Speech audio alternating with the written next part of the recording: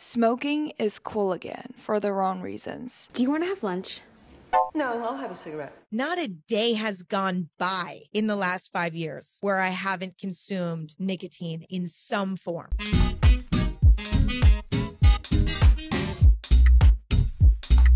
So as of recently, I've been noticing a trend on the rise and it is a little concerning to me. Now, this is not a video to judge anybody who partakes in this activity, but it relates to a much deeper problem I want to discuss later. So as of late, whenever I attend an event or party, I've been noticing a lot of people smoking. Yes, historically, there have always been people smoking jewels here and there, but lately it's been done more and more frequently and more in the public, to the point that I get asked by 3 different people in one night if I have vape on me. Now, I don't smoke anything, but that does not make me any better than anyone who does. And honestly, good for them for having a good time and feeling comfortable with that. Nothing wrong with that because they're not forcing anyone to join them. But if you take a quick glance at the current pop culture, you'll start to notice that the aesthetics of smoking is making a comeback. Ew, this is so cringe. Guilty.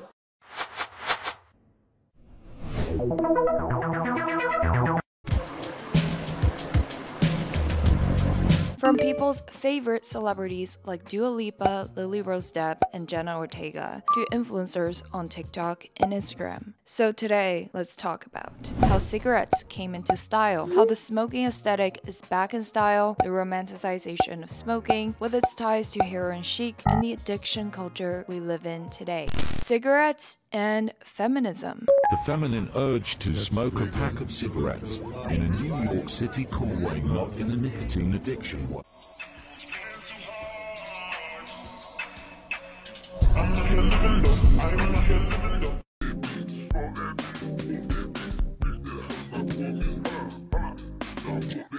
In the 19th and 20th century, the industry of tobacco and booze had very little room for women. In fact, in 1908, New York City rendered women smoking completely illegal for 2 weeks. Cigarettes were gendered masculine by advertisers, or working class and alternative or bohemian at best. In 1923, women only purchased 5% of cigarettes sold, which increased to 12% in 1935, then peaked in 1965 at 33.3%. The way cigarettes became accepted, then popular amongst female demographic, was through, believe it or not, first wave feminism. On March 31st, 1929, at the height of Easter Parade, a young woman named Bertha Hunt stepped out into the crowded Fifth Avenue and created a scandal by lighting a cigarette, at the time when no woman was to ever smoke in public. And a few strides down the block, she was soon joined by a few other women, each with a cigarette in their hands, that created quite a spectacle at the parade. The newspapers the next day raved about this rebellious action, noted by the press as women suffragists lighting up the quote-unquote torches of freedom to show that they were equal to men. And cigarettes took over the country as a newfound symbol of sexual liberation as a form of control. What the press didn't know was that Bertha Hunt was Edward Bernays' secretary, and Edward Bernays was hired by the president of the American Tobacco Company to crack open the female market. And no, it was not by accident that each of the 10 women striding down Fifth Avenue lighting the torch of freedom lit a Lucky Strike cigarette. The appeal to women's desire for equality increased as smoking rose from taboo to trend from the 1920s to 1965. Even feminist icons like Eleanor Roosevelt, the First Lady, smoked publicly. In films and magazines, women smoking cigarettes slowly rose to a signal of sophistication and independence. Smoking back in style.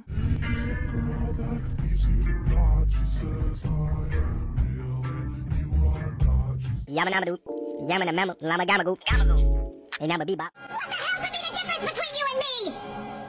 The difference is, I'm not mad. Smoking, for the least to say, was never truly out of style. It changes to the form of vaping, which had its prime surge through the last decade, and shifted back to cigarettes being cool again. I don't know if anyone was as shocked as I was, but in one of her recent podcast episodes, Emma Chamberlain revealed how she has been dealing with nicotine addiction for years and is working on overcoming it.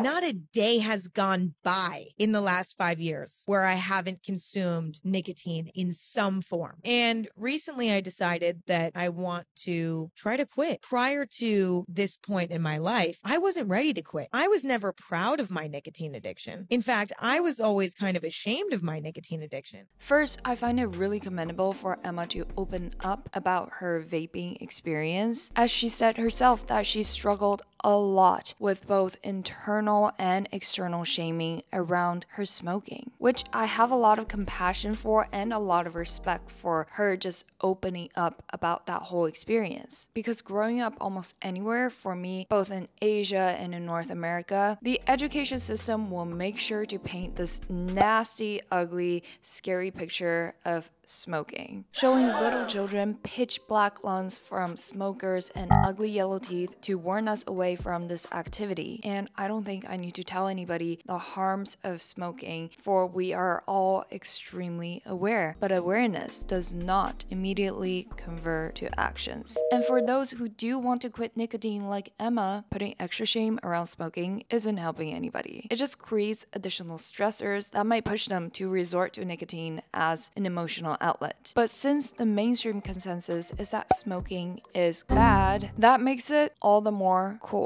Celebrities and others are celebrating a quote-unquote rebel counterculture. It is a way for young people who are looking for an identity to grab at anything that will provide them that. And media, as a source of providing guidance for identity, is a major fuel for this uprising trend. Truth Initiative's latest study on smoking in entertainment found that 60% of the 15 most popular shows among 15 to 24-year-olds contained depictions of tobacco in 2021. According to a study by the University of Chicago, 47% of top films released in 2021 depicted tobacco imagery. The impact of this becomes very concerning when we consider how, according to Dartmouth Medical School research, young people who have been exposed to smoking via entertainment are 3 times more likely to try or take up smoking. Romanticization of smoking. Perhaps the wellness era is truly at its end. For culture is tired of seeing more celery juices, green smoothies, Pilates pose, hot yogas, and multivitamins. Pop culture, like fashion, goes in cycles. At the end of the health era signals the return of the unhealthy, where celebrities like Lily Rose Depp pose for paparazzi with a cigarette in her hand. Which is interesting because allegedly, a photographer told The Guardian,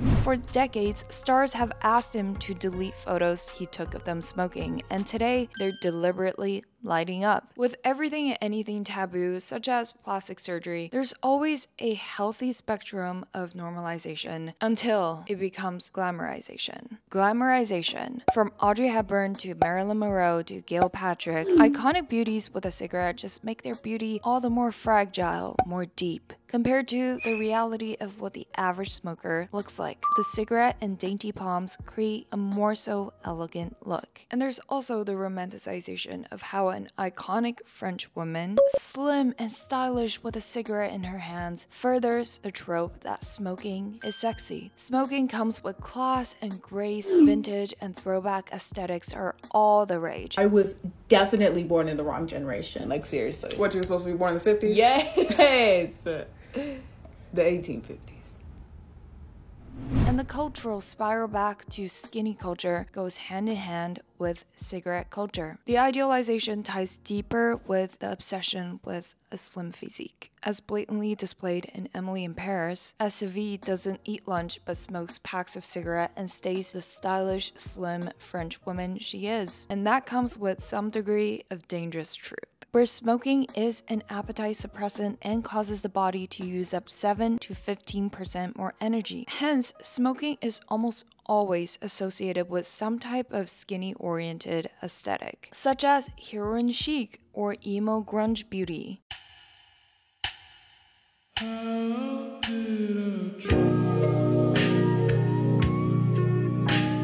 Saying you're a kid, it's like saying I'm a kid. Here's your goober meal, sir. I'm supposed to get a toy with this?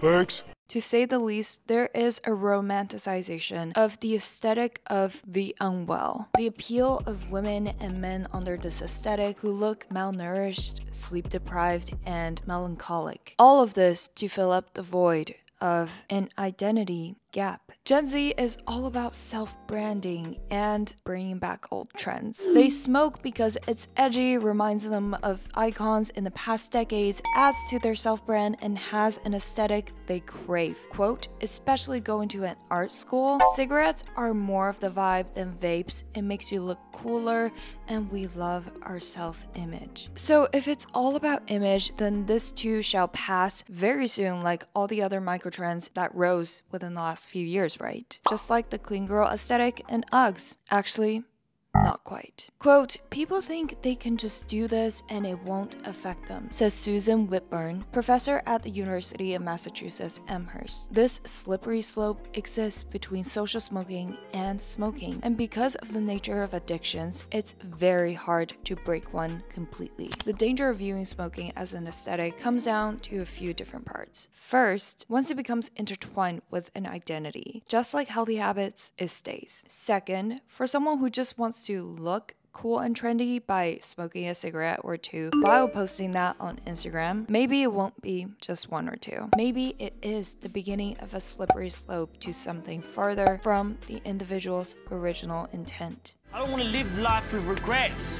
but you know what? That was a regret. If that sounds familiar at all, it is because it is prevalent in pop culture today. A culture of addiction. Smoking and vaping are just two of the many forms of addictions in our society today. Other forms that many are guilty of, including myself, include surfing on the internet, mindlessly scrolling on TikTok, mindlessly spending time caring about people on social media who have nothing to do with our lives, mindlessly drinking alcohol, mindlessly eating and snacking. I myself am in no better position to judge anybody else because I sometimes go down a mindlessly snacking rabbit hole just because I don't want to work. Or go on TikTok to check something and then get pulled away from one video to the next. And I am so not a fan of that whole experience because it feels like I have very little control over that drug of choice, whether if it's the internet or snacking. And it is quite alarming how prone Gen Zs are to addiction nowadays. According to the National Addiction Center, Zoomers actually run a higher risk of developing a substance abuse problem than previous age groups. So what I'm seeing the most of among Zoomers or Gen Z are dabs and street carts. THC, that's the #1 most abused substance. You know, a lot of this is due to self-treatment for anxiety and depression. You know, Gen Z, we see quite a bit of depression in that age group compared to other age groups. We might drink less, but are more prone to other types of substance abuse. And this stems from how our generation is more exposed to, you guessed it, social media. The quick answer to the higher chances of addiction stems from this generation's loneliness and obsession with social media. As a generation bombarded with information across the internet, information that is both relevant and information that does more harm than good, that create anxiety about the worrisome future, about body image, about our self-worth, we are in a hub of constantly giving our mental space to millions of strangers on the internet, yet connecting to none, with every source telling us a different version of who we should be. One day as that girl, the next as a high-value woman, then the next as a stay-at-home girlfriend, then the next as a hero chic cool girl. Every individual is facing some type of identity crisis. And as a generation so hyper-focused on individuality and identity building, we are more susceptible than ever to the next cool mask we are going to put on ourselves. And that mask right now is the mysterious vintage romantic smoker. Except once it leads to a nicotine addiction, the mask will no longer come off and merge into a permanent identity. As social animals that crave a sense of belonging, Gen Zs, like all other generations, desire connection. But with most of our interactions online these days, the sense of belonging we crave are rooted in how well we fit into the internet culture. Are we in the trend or out of the trend? Do we belong or are we an outcast? And that is why TikTok and Instagram are still so popular. Despite everyone knowing a thing or two about how harmful they could be, the irony is that we are all, to some extent, living the loneliness epidemic together, but in our own separate ways. So if you haven't yet today, just call, or better yet, visit in person a friend or a family member and just tell them how much you miss them and have been thinking about them. Don't we all wish someone we care about would do that for us? So why not take that first steps ourselves? Alright, that is all I have for today. Thank you for hanging out. In case if you haven't heard it yet today, I want to tell you that you are very special and I am thinking of you. If you're new to the channel, I make a lot of commentaries and growth related videos, so check them out and I will see you next week.